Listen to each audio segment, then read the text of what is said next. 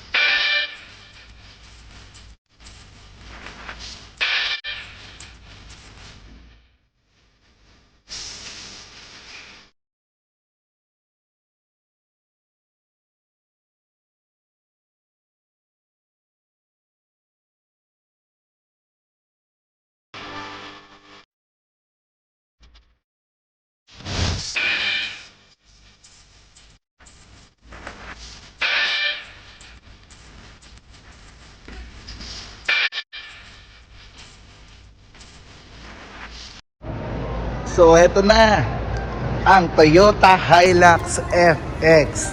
Siyempre, simulan natin muna sa history. Saan ba ginagawa ang mga Toyota Hilux FX?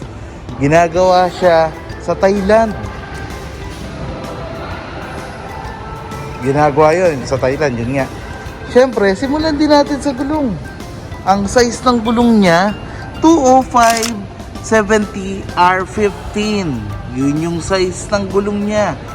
At ang front suspension niya, double wishbone. At ang rear suspension niya ay rigid axle with leaf spring. So yun, puntahan naman natin ang ilaw. Sa ilaw, makikita natin dito, may nakalagay na Hilux. Then, halogen type yung type ng headlamp niya. Walang fog light, nakaabang, pero pwede nyo palagyan. Dito lang sa accessories department namin, may additional discount pa. Ito yung muka. Ito yung logo ng Toyota. Malaking logo ng Toyota. At sa bumper niya, may black na grill, black na grill with gray na front bumper. So yun. puntahan naman natin ang makina. Tignan natin kung gaano nga ba kalakas ang makina ng Toyota Hilux FX. Ito na ang makina ng Toyota Hilux FX. Katulad ng ibang Hilux, 2GD FTB yung makina niya, 2.4 engine, pero yung exact displacement niya is 2,393cc, 4-cylinder inline, 16-valve DOHC, intercooler with variable nozzle turbo.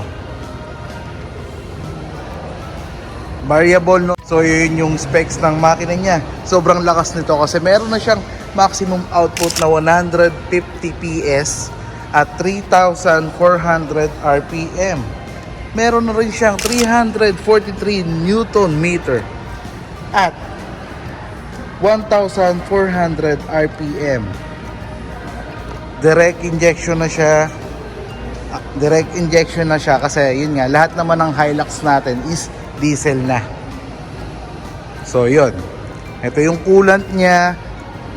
Then ayan, kulay pink yung coolant niya. Para nga pala sa kaalaman ng lahat, hindi na po tayo maglalagay ng tubig sa makina natin kasi mga coolant na po ang ginagamit sa engine natin. So yun yung specs ng engine niya. Puntahan naman natin yung side, yung passenger side. Ikutan na natin, ibaba natin. Si Hilux FX nga pala, medyo mahirap pa itaas yung hood niya kasi wala pang hood lip assist katulad ng mga Conquest. Pero yun nga, si Conquest lang naman din yung mga meron nun. So ibaba na natin ang hood niya. So ito yung side niya. Makikita nyo dito ang signal lamp, ito. Then side mirror niya with black cover.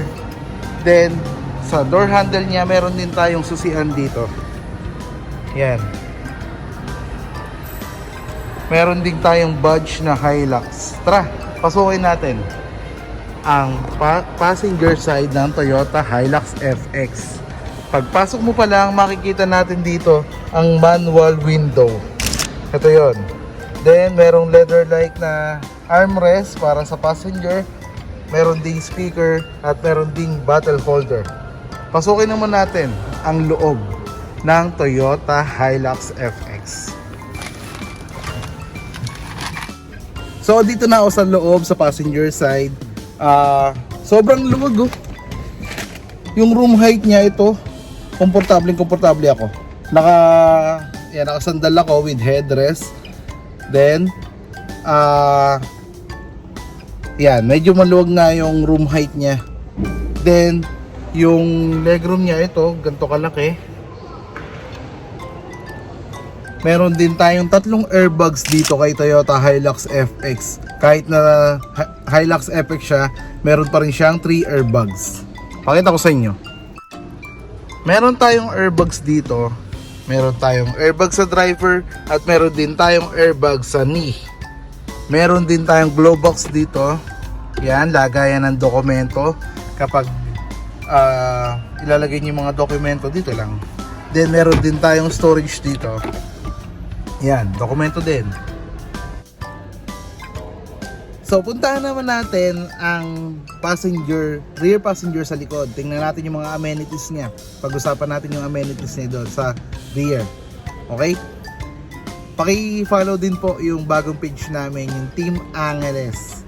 Doon po tayo mag-usap-usap kasi may mga yung isang page namin para dito sa office. Then yung isang page po namin, yung bagong gawa po namin. Doon po tayo mag-usap-usap. Okay, puntahan na natin yung rear ng Toyota Hilux FX. So dito na tayo sa rear ng Toyota Hilux FX. May badge dito na FX. Ito yung rear combination light lamp niya. Then ito yung stepboard para sa rear. Yan. So pagpasok natin,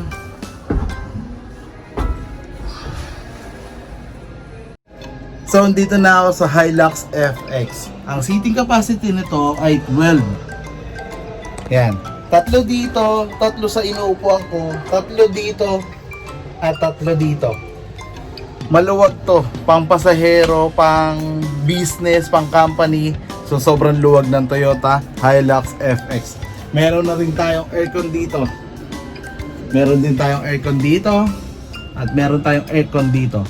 Room lamp, ito. Yan. Yan yung mga aircon natin at yung space ng Toyota Hilux FX. Napakaluwag oh. Meron pa tayong bakal dito na pwede nating hawakan. Okay? Sa likod naman, open dito para syempre, kung sakaling gagawing FX na ito, maririnig ng driver ang bayad ng pasahero. Bayad po para. So yun. Magandang pang-business to. Yun nga, gagamitin kung gagawin yung FX, kung gagawin yung company service. Sa mga government, alam ko, ganito yung company service nila para sa mga empleyado nila. Kapag ihahatid nila kung saan nila dadalhin. Ang Hilux FX. Sobrang komportable nito. Nakakatuwa ang sakyan to kasi ngayon nga, ang luwag-luwag, ang laki-laki, mandaming aircon. Hindi kayo mainitan. Hindi kayo makikipagsiksikan pag ito yung gamit nyo. Meron tayong ditong badge or logo ng Hilux FX. Ito tinatapakan ko, bakal to.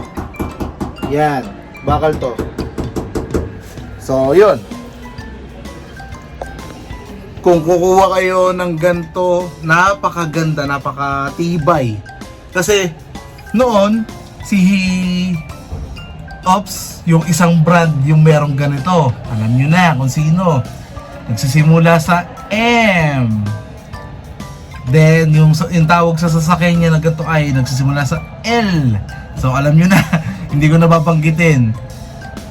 Yun, kung papipiliin nyo between yun nga sa kabilang brand at Toyota Hilux FX, mas okay to. Mas matibay, syempre, mas reliable yung parts, available lagi. Then resale value. Sobrang ganda ng resale value nito ng Toyota Hilux FX. Ang presyo nito 1,088,000 pesos lang. So, sa halagang 1,088,000 pesos na lang, pwede na kayo mag-business, pwede na kayong magpa-rent sa company for company service, shuttle, pwede rin. So yun, pampamilya, pag mag-outing kayo, buong pamilya, lahat, kasama to. 14-seater yung capacity, 2 sa harap at 12 sa likod. So yun yung specs ng Toyota Hilux FX. Yung sinakyan ko kaninang FX, medyo masikip eh. Pero ito, komportable to. Magandang gawing pang negosyo tong Hilux FX na to. So puntahan naman natin ang size ng Toyota Hilux FX. Kung paano nyo siya ipapark. Puntahan natin. Siguro nag-iisip kayo kasi mahaba to yung Hilux. Kung paano nyo siya ipapark. Ano nga bang size ng Toyota Hilux FX? Ang overall length niya 5,490 mm. Yung overall width niya 1,800 mm. Yung height naman niya kasama yung likod 2,014 mm. Then yung wheelbase niya is 3,085 mm. So yun yung sukat at dimension. Parang pares lang yun. Yung sukat ng Toyota Hilux FX. So ano pang hinihintay nyo? Tara, bili na kayo dito sa Toyota Pasig. Hanapin nyo lang ako, Raymond Angeles, at i-assist ko po kayo dito sa showroom namin. Christmas no, may malaki na kaming Christmas tree. Mamaya abangan nyo sa live. Magla-live tayo dito sa showroom. Pasukin naman natin ang pinakagusto ng lahat. Ako pinakagusto ko na pwesto, ang driver side. So tara mga ka-auto, i-fill natin ng driver side ng Toyota Hilux FX. Pagpasok nyo pa lang, makikita nyo na ang window, manual window, yan, ng Toyota Hilux FX. Madali lang siya ibaba. Yan o. Mabilis lang din iangat.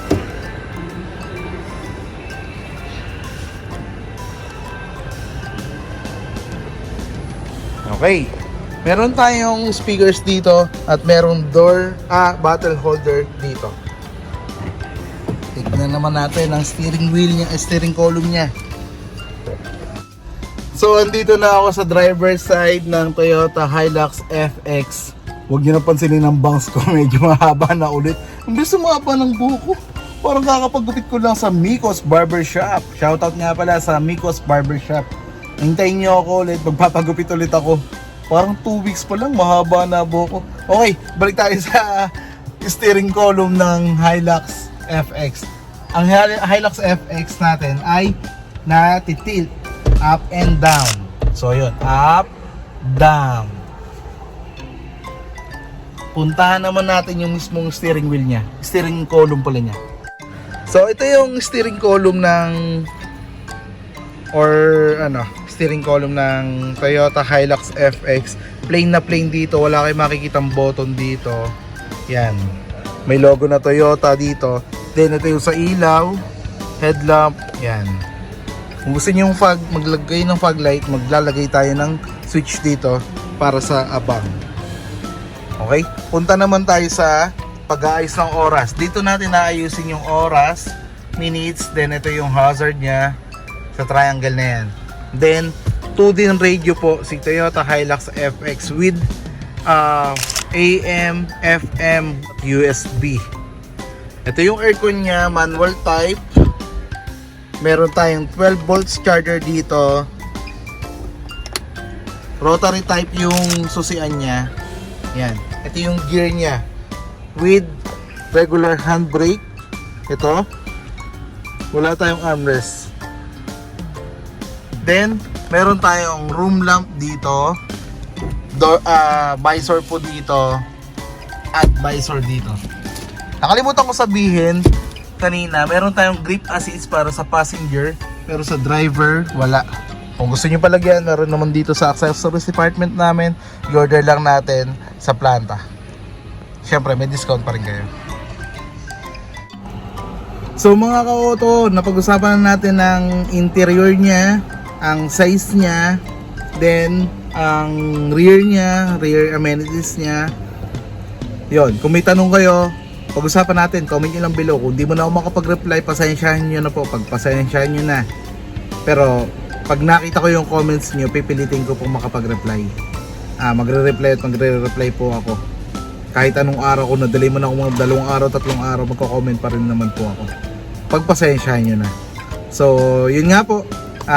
Tapos na natin i-review. Hindi ko nasabi na naman yung spare tire, pero banggitin ko bago tayo matapos. Maraming salamat po at umabot kayo sa puntong ito. God bless po sa ating lahat. Kagabi, kwento ko lang, yun nga, pakwento ko rin mamaya sa live. Abangan nyo yung live natin mamaya. Kasi duty ako ngayon sa showroom. Yun nga, kagabi kinabahan ako, nagbawa si YouTube ng revenue. Pero yun nga, buti, bumalik. Kaninang umaga pag-check ko, bumalik na yung revenue namin. So, yay! Okay na ulit ang revenue. Nagloko lang siguro yung system ni YouTube. So, yun nga, maraming salamat po at umabot kayo sa puntong ito. Pakisabi naman po sa mga kaibigan nyo, i-like, i-share ang YouTube channel namin. Kung di pa kayo nakasubscribe, alam nyo ba sa mga nanonood sa amin, 92% po sa mga nanonood sa amin hindi pa po nakasubscribe. So please, pakasubscribe naman po yung channel namin. Tulungan nyo po kami na mas mag-grow yung channel namin. Share nyo na rin po sa mga tropa nyo. Pakisabi po sa kanila, paki-hit po yung bell button. Di ba nga sa Netflix, Spotify, nagsasubscribe kayo, binibigyan kayo ng additional na magandang service. Dito po sa channel namin, pag nag-subscribe kayo, may additional discount syempre. Kung gusto nyo dito ang kumuha ng unit, may additional discount. Hanapin nyo lang ako, pero syempre dapat nakasubscribe para may additional discount tayo. Sayang din yun 5,000 to 10,000 yung pwede nyo makuha discount sa akin sa pag-subscribe nyo sa channel namin. So yun nga, pag nakasubscribe na kayo, bibigyan ko kayo additional discount. At sa mga subscribers po, pakipanood naman po yung channel namin. Pakipanood yung channel namin, yung ads, huwag nyo pong i-skip. At the same time, kung 4 minutes po yung ads, pakipanood po. Kung 1 minute, kung matagal na, skip nyo na. Basta naka 1 minute na kayo, okay na po yun. So yun nga, maraming salamat po at umabot kayo sa puntong ito. God bless po sa ating lahat. Mag-iingat po tayong lahat. Paki-follow naman po yung bagong page namin, yung Team Angeles. Ito po, ipa-flash namin. Ipa-flash ko rin po yung number ko dito, iiwanan ko po. At magkita-kita po ulit tayo sa mga susunod na videos. Mag-ingat po tayong lahat, guys, sa mga bagyo na parating or sana wala na. Mag-ingat po tayo lagi. So yun, magkita-kita po ulit tayo sa mga susunod na videos. God bless po sa ating lahat. Mag-ingat po tayong lahat. Bye!